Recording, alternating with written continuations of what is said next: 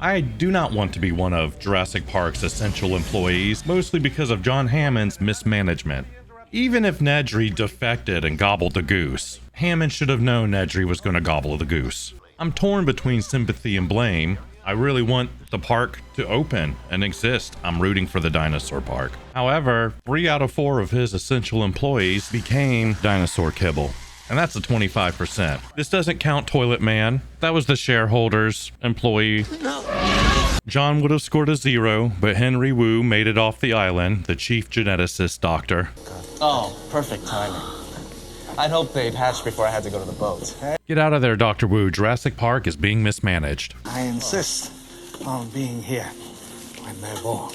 It's a little much, isn't it, John? There's things here slipping through the cracks. You're in a very special position to solve those challenges, the Nedry challenge, but you're playing with baby animals, which leaves 3 essential employees that really fell through the wet paper bag. I'll start with the most tragic. I love how he gaslights Muldoon, who literally has co-workers slipping through his fingers, and then when all of the advisors come to inspect the park, he says this: "They should all be destroyed." And then John Hammond responds with this. Robert Muldoon, my game warden from Kenya. Bit of an alarmist, I'm afraid, but knows more about raptors than anyone. Very gaslighty, considering Muldoon ended up as raptor lunch and somehow knew it from the beginning. Can you imagine being in Muldoon's position, taking the night shift, watching these raptors pull co-workers through the cage? And then these animals have the nerve to look into the windows of your soul for prolonged amounts of time. I'm gonna get you. Clever girl. Beginning of Baby Boom. Oh look, Oppenheimer. It's good to know that the IT department's working real hard. John Hammond should have used that as the main clue that Nedry was gonna defect. Look at him though, that's like me after 3 years at a desk job. Ungrateful. It occurred to me that John Hammond is planning on individually greeting each tour group and interacting with the little play he's got going on. Are these characters erotica?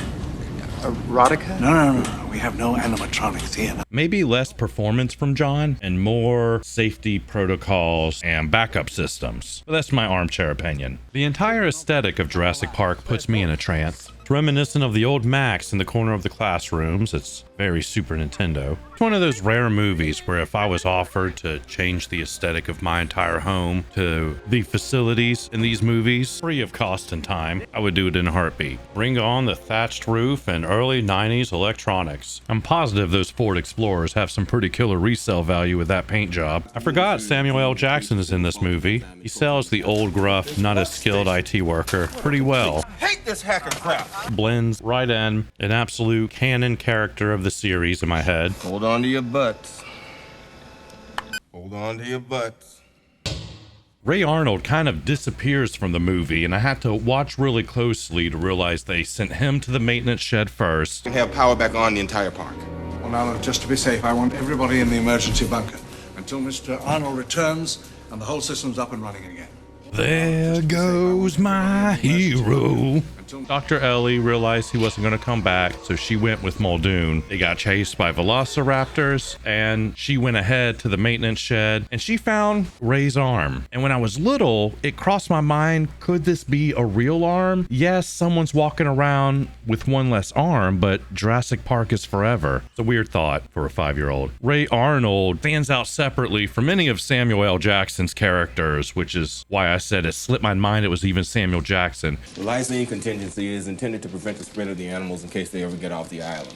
Compared to Nedry, who is very close to Newman in my mind, they're practically the same person on the screen. Because I'm going up the machine. I thought maybe, I'd get somebody something. Because I've had all these sweets, and I think I'm going to get something salty. I thought maybe somebody would... They let you know that you're not supposed to like Newman immediately because he goes a little sociopath on the shaving cream top cherry pie there. That'll make it on the top 6 foods I don't want to eat.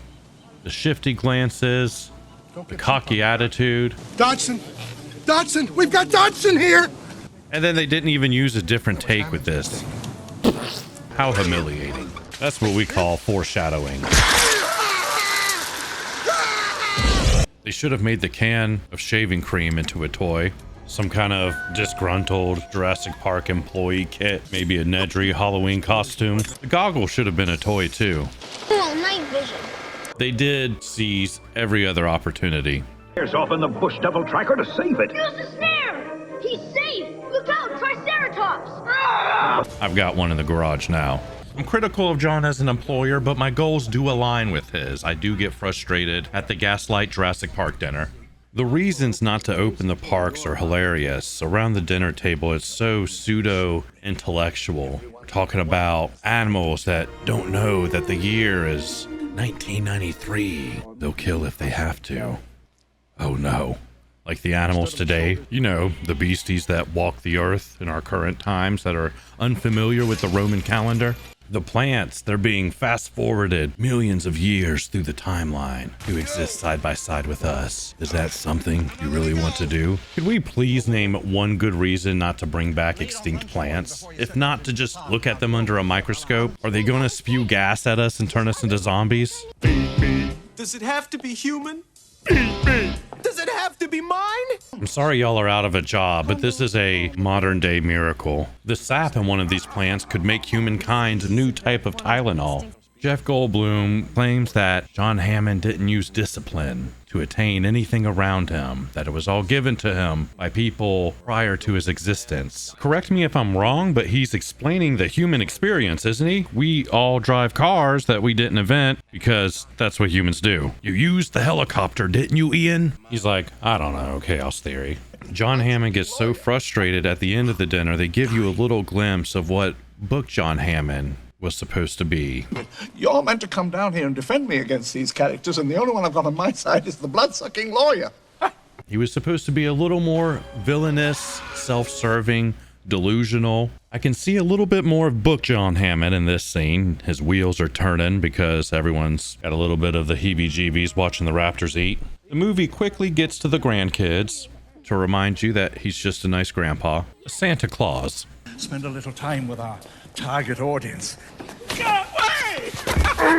They just blew out Grandpapa's tailbone. I love how indignant everyone acts when John Hammond was literally sabotaged. It's like, come on guys, I was a victim of corporate espionage through a disgruntled employee. It wasn't like a divine will came and slapped the park out of my hand. Seems a lot less stubborn as well. Everyone is just like, John, I for moral reasons cannot support your park. And he's like, oh, me either. I see the error of my ways. I've decided not to endorse your park.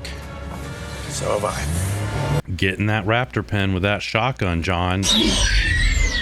You've got investors that are backing you that will hunt you for life if you let this fall through. John, if the Pirates of the Caribbean breaks down, the pirates don't eat the tourists. Hey, Dr. Malcolm, have you seen Johnny Depp on a mega pint of wine? You have no idea what Pirates of the Caribbean are capable of. We can do all leaf eaters. If you can manage a rhinoceros, you can manage a triceratops.